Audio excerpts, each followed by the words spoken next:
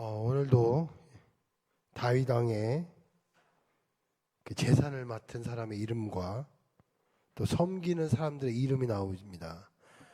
제가 요즘 이렇게 역대상을 계속 우리 성도들과 나누면서 계속 누구의 이름만 계속 이야기하는 것 같습니다. 오늘 25절부터 34절까지도 오늘 말씀에 잘 보시면 이름만 나옵니다. 그러면 25절부터 31절은 누구 이름이냐면요, 다윗 왕의 곡간이 있습니다. 이 곡간을 맡은 자들의 이름만 나옵니다. 32절부터 34절은 왕을 옆에서 섬겼던 사람들의 이름이 나옵니다. 공통점은 다양한 사람들의 이름이 나옵니다. 오늘 시간이 짧으니까 이 사람들이 다 어떤 사람이고 어떤 사람인지에 대한 이야기는 하지 않겠습니다. 다윗 왕이 과거에는 어떤 왕이었습니까? 이새의 아들로서 목축업만 했던 한 목동이었습니다. 병사로서 그렇게 주목받지 못했던 또 사람이었습니다. 그럼 그에게는 어떤 상황이었을까요? 또 골리앗을 이기고도 도망자의 신세가 되었던 사람이었습니다. 그에게는 함께하는 사람이 아무도 없었던 왕이었습니다. 그가 막 그렇게 세력이 없었던 거죠. 왕이 되려고 해도요, 세력이 있어야 되는 거예요. 세력이 있어야 왕이 있어도 될 수 있습니다. 정치하시는 많은 이야기들이 있지만 정치를 하려고 해도 세력이 있어야 돼요. 혼자서 할 수가 없습니다. 뭔가가 있어야 함께하는 동행자들이 있고 지지 세력이 있어야 대선도 나가고 국회의원도 나가고 시의원도 나가고 구의원도 나갈 수 있는 것이죠. 그만큼 세력이 있어야 되는 거죠. 다윗은 아무것도 없었던 사람이었습니다. 그리고 반대적이어지는 반대파도 굉장히 많았던 시대예요. 아직도 왕이 되었지만 반대파가 아직도 있었을 때입니다. 근데 오늘 말씀해 보니까요, 이 다윗 왕이 굉장히 많이 이제는 어느 정도 안정되어지고 부흥되어지고 다윗 왕 스스로가 세력도 굉장히 견고해지고 이제는 함께하는 하나님과 함께하는 이 다윗 가운데 함께하는 많은 일들이 있는 것을 이 말씀을 통해서 볼 수 있습니다. 도대체 이름을 통해서 뭘 볼 수 있냐? 25절을 보니까요, 25절을 보니까 왕의 곡간을 맡았고 밭과 성읍과 마을과 망대의 곡간을 맡았고라고 되어 있습니다. 곡간 이야기가 나오는데 이 곡간이 굉장한 의미가 있더라고요. 저도 이 말씀을 보면서 이렇게 계속 공부를 하다 보니까 이 곡간이 단순한 곡간적 의미가 있는 게 아니더라고요. 무슨 의미가 있냐면요, 이 다윗이 어느 정도로 하나님께서 부어 주시냐면 곡간은 왕의 보물과 창고를 말하는 겁니다. 왕이 이제 그 곡간은 이제 보물과 창고인데 어떻게 보면 지금 보면 이제 왕의 사유 재산을 보관하는 것이죠. 그러니까 왕의 개인적인 재산을 보관하는 것을 이 왕의 곡간이라고도 합니다. 근데 이 당시 이 왕의 곡간이 궁궐에 있어야 되는 것이 맞는데 여기서 주목받는 단어가 밭과 성읍과 마을의 망대의 곡간을 지역마다 두었다는 거예요. 이게 무엇이냐면 지역마다 왕의 곡간이 있다는 것입니다. 그러면 뭘까요? 다르게 말하면 왕의 재산이 있을 정도로 지역마다 모일 정도로 곡간이 견고히 지역마다 계속 있다는 것은 그만큼 그 물질적으로 그리고 그만큼 이 나라의 경제적인 부분에 있어서 그만큼 더 안정적으로 바뀌었다는 의미인 거예요.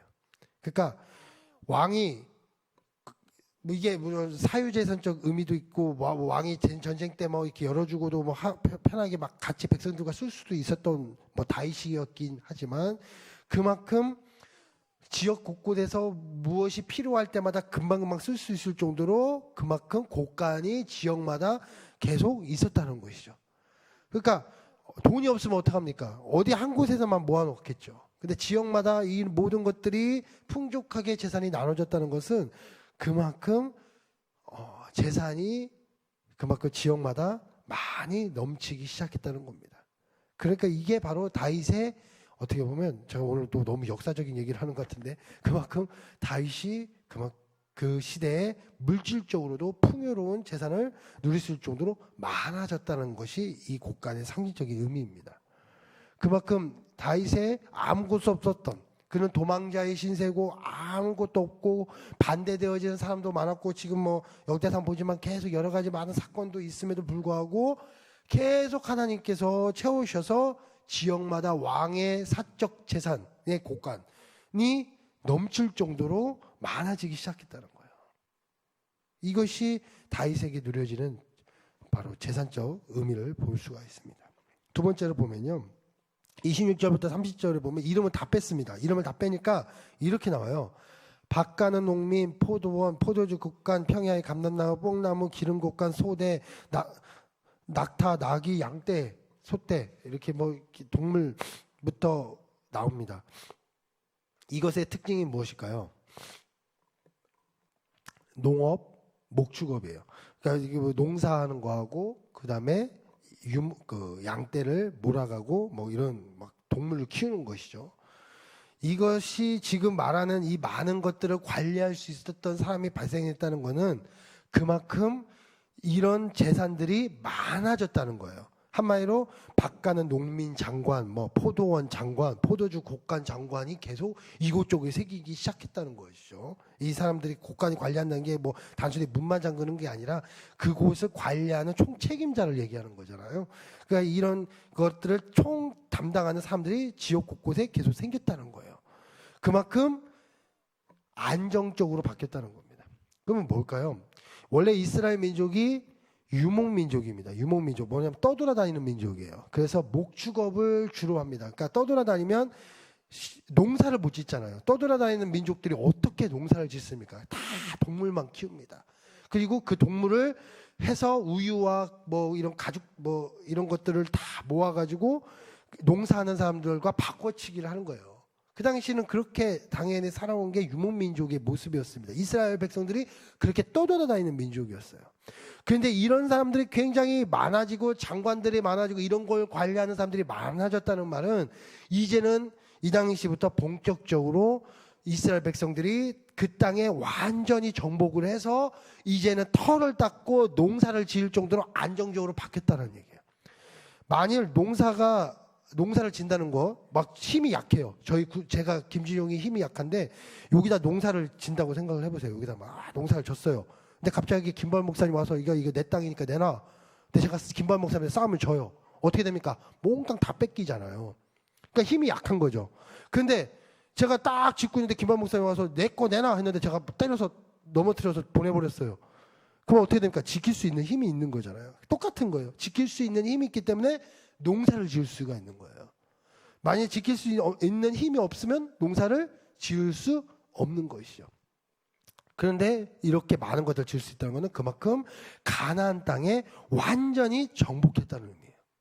그러니까 맨 처음에 약속이 하나님께서 주셨던 이 가나안 땅인데 이 가나안 땅에 정복을 했어도 사사기 시대는 아무리 농사를 짓고 싶어도 이놈의 블레셋이 쳐들어오고 아이멜렉 뭐 쳐들어오고 누가 쳐들어오고 암몬이 쳐들어오고 모압이 쳐들어오고 이거 각지에서 막 쳐와서 막 사사가 등장하고 했는데 이때는 사사 시대 바로 뒤에요. 이때 사울이 죽고 사울 때도 누구한테 죽었어요? 누구한테 죽습니까? 블레셋한테 죽잖아요. 사울이 그 전쟁 통해서 그렇게까지 불안정한 시대에 다윗 때는 하나님께서 얼마나 축복을 하셨나요? 이제는 이런 것까지도 세세하게 관리할 수 있는 사람이 있을 정도로 군사도 강해지고 그만큼 풍족해지고 본격적인 농업 국가로 바뀌었다는 것이죠. 이게 바로 다윗의 때에 주신 하나님의 은혜라는 겁니다. 이게 하나님이 약속의 성취의 또 다른 하나님의 말씀의 모습을 볼 수가 있는 것이죠. 또 하나님께서 이 다윗에게 얼마나 함께 하시는 다윗 가운데 얼마나 함께 하셨냐면 32절부터 33절에 지혜가 있어서 모사가 되며 서기관이 되었고 왕자들의 수종자가 되었고 왕의 모사가 되었고 왕의 벗이 되었고 뭐 이렇게 돼 있어요. 다 똑같은 단위가 있습니다. 모사 벗이에요. 모사 벗이 많다는 것은 그만큼 다윗과 함께하고 지혜를 나누고 능력을 나눌 수 있는 사람 숫자가 굉장히 많아졌다는 겁니다. 그러니까 관리자가 아니라 왕 옆에서 함께 상의하고 토론할 수 있는 사람들이 많아졌다는 거예요. 왕과 함께하는 자들이 많아졌다는 겁니다. 또 34절에 보니까 요압은 왕의 군대 지휘관이 되었더라. 요압이 누굽니까? 왕을 위해서 다윗을 위해서 목숨까지 바친 이 장군이 요압이에요. 그래서 이 요압이 우리아의 아내 그 바세바를 다윗이 할 때도 이 요압이한테 부탁할 정도로 우리아를 전쟁터의 최고 전선에 내보낼 정도로 부탁할 정도로 신뢰를 받던 충성하는 장군이 요압입니다. 이런 많은 사람들이 누구 옆에? 다윗의 옆에 붙여지기 시작했다는 것이죠. 아무것도 없었던 하나님 앞에 정말 그냥 하나님만 믿고 계속 그냥 도망자의 신세 속에 있었던 이 다윗이 나라의 왕을 맡았는데, 왕을 맡음에도 불구하고 아직도 다윗을 싫어하는 사람들이 굉장히 많았을 그때에 하나님께서 어떻게 이렇게 역사하셨습니까? 이렇게 하나님께서 더, 오늘은 뭐 이름만 읽었지만 이 이름 속에서도 하나님께서 얼마나 다윗을 붙여주시고 축복해 주셨는지, 이게 바로 믿는 자에게 주시는 하나님의 은혜라는 사실입니다. 우리 사랑하는 성도님들, 제가 오늘은 뭐 아침부터 이런 역사적인 얘기를 했지만 이 역사 속에서도 잘 보면요, 참 하나님의 은혜가 얼마나 많은지 몰라요.